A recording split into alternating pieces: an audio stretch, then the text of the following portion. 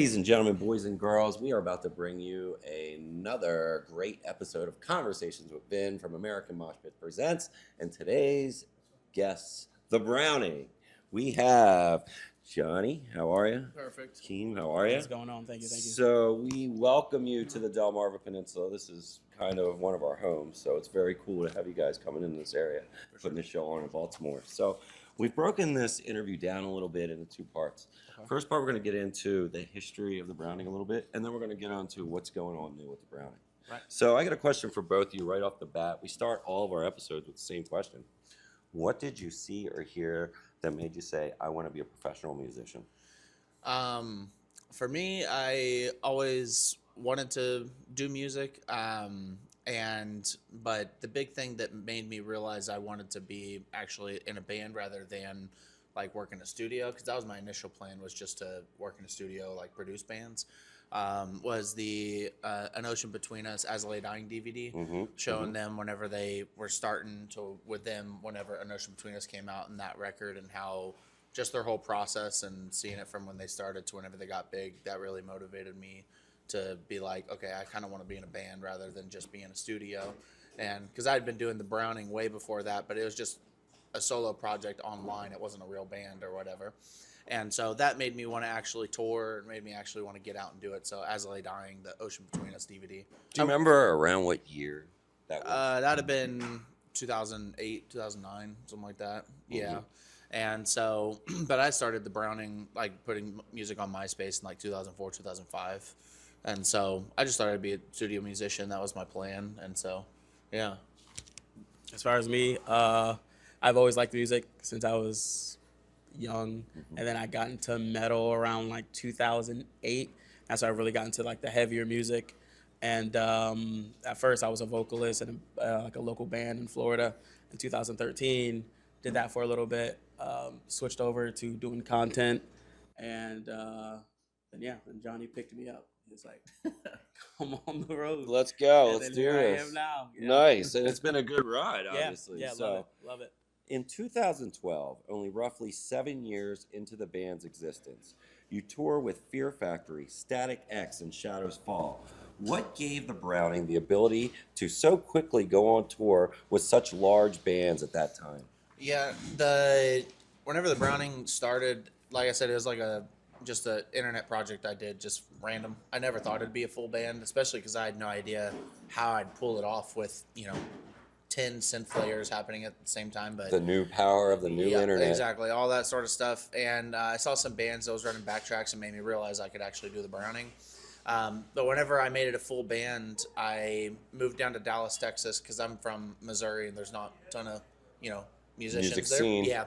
And so I moved down to Dallas to find serious musicians, because it also wasn't necessarily something I wanted to start with friends, because I wanted it to be like not just a hangout session. I wanted it to be like, we're doing this like for real. So I moved down there, and the initial dudes in the band they were all older and they were all super serious, and especially our drummer Noah at the time.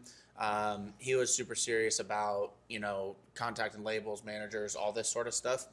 And by time I'd finished writing the first full album, is like before Burn This World, the first initial release, all of it was pretty much written, and pretty much when we released the very first like demo album, Noah had already contacted a ton of people. Was Burn This World the demo that No, you were that was releasing? before that. There was an album before that, technically.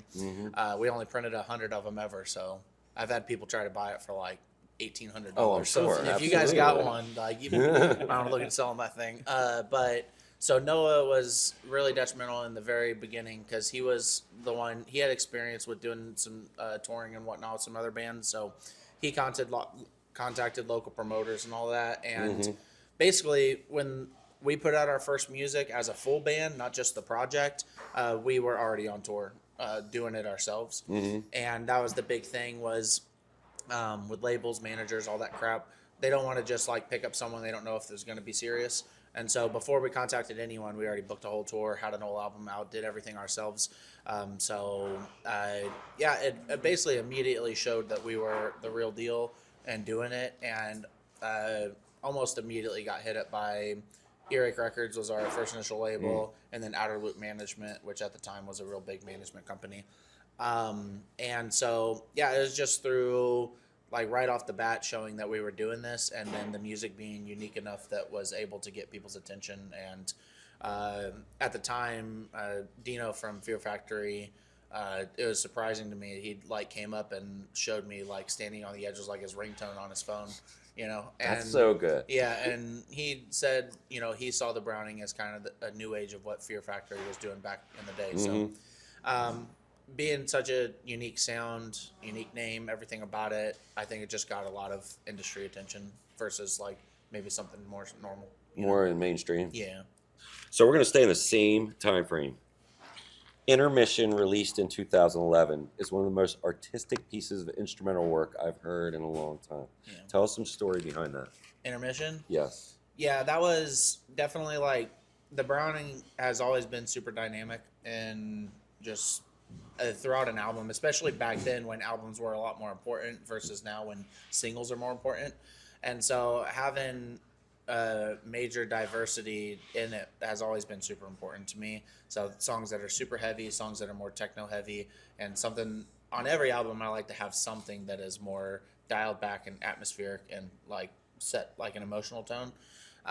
Like on the new album, You nailed it. yeah, With Intermission. and, You yeah, nailed Intermission it. Suite, and on the new album, like Come to Grips with Death in the End, like people hear that, it's like, you know, totally, you know, different. And so our guitarist at the time, his name Brian Gravy, he was the original guitarist when I made it a full band, and he's like a shredder guitar, but the Browning absolutely does not shred or anything. I don't see where that's fitting in. Right? Yeah, and so I was like, dude, we got to do something to where you can actually, you know, show a little bit of what you got. And so I just wrote simple piano progression with a little beat to get it moving, and just sat there and let him do his thing. And so, you know, it was just a good thing to kind of dial it back and let him show what he really wanted to do, you know. So, Cool.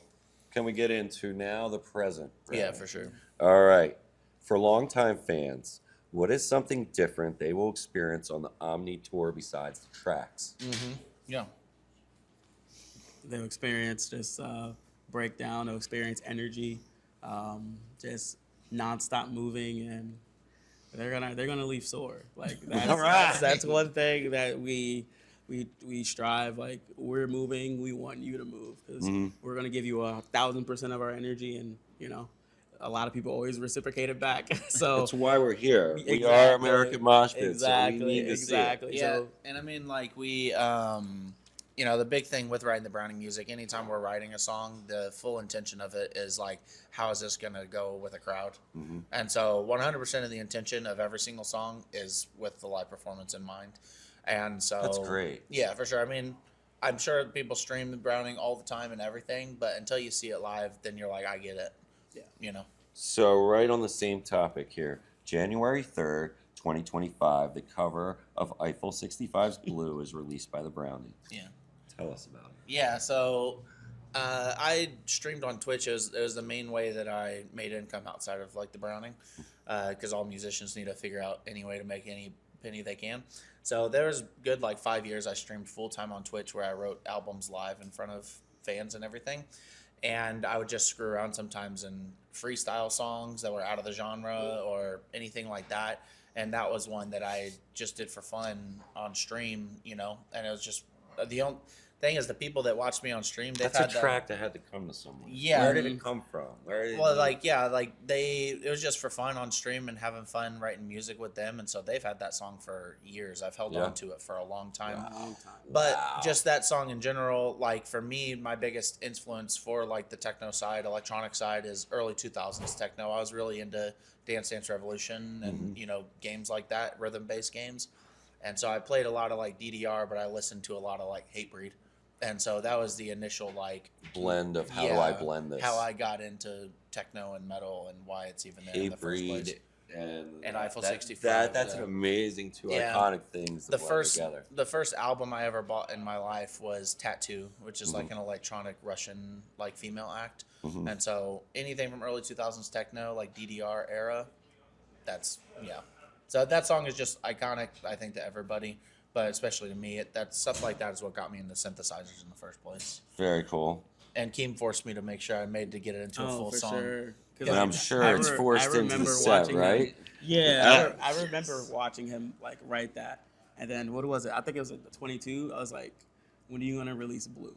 Yeah. And he was like, "I don't know, man. I don't know." I was like, "That is insane." See, I don't was think a like, lot "You of fans have know to release that. it." I don't think a lot of fans know that you guys write tracks, and then we're gonna put them over here, and we'll get back to them Oh someday. yeah, for Right. sure. Yeah. Right, 100%. right. Yeah, it's been his daughter's favorite song from the Browning for years because for he's years, had it. yeah. And nobody even heard it. Yeah. So that's the amazing. thing, yeah. Now All she- right, so it is early 2025. Everyone's talking festival circuits. Where is the Browning falling into the 2025 festival circuits? The main focus is European festivals for sure, and we've already announced a few. For the states, I don't think they announced it yet, but we are doing our first main festivals in the states because we've always focused on European festivals. But So wait, time out. You've Yeah. never done American festivals? No. The Browning never has? No. Straight up. Amazing. Yeah. Exclusive right here, guys. Yeah, and so the main focus has always been European festivals, but this year we're starting to do as many of the American festivals as possible, and so we're doing a couple of them. I don't think they're announced yet though.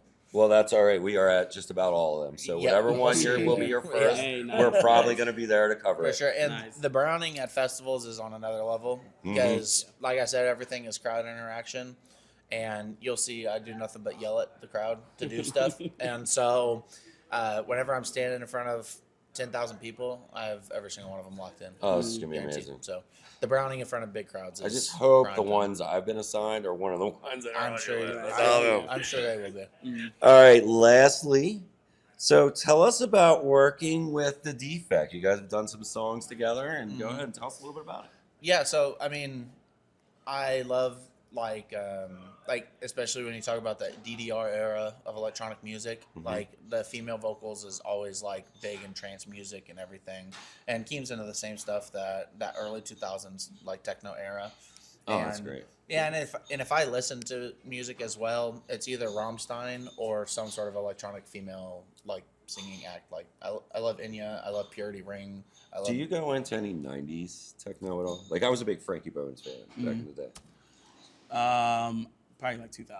Okay, Yeah, got it. yeah, He's too 2000s. young. He's younger than me Yeah. even. So I just I was gave born in- I you was something born in- to I gotta check research. it out, yeah. Research I Frankie was born in Bones, New 95, York's so- original right Right, there. Okay. and so the Defect, like I've always had some songs that, like I said, with dynamics in the Browning, where I try to add more melody in some of them, and instead of dude singing, I prefer female singing. And so, yeah, my wife Moon, singer of the Defect, definitely basically added, like, she's basically now going to be the permanent female voice that happens in the Browning's music. And Excellent so choice. songs like Skybreaker, Anti-Ascendancy, older Browning songs with it, those are all being modernized to like fit with the Defect. And Very cool. yeah, it just makes sense. It's it's a family affair touring now, which is the Absolutely. goal for sure. Absolutely. Yeah.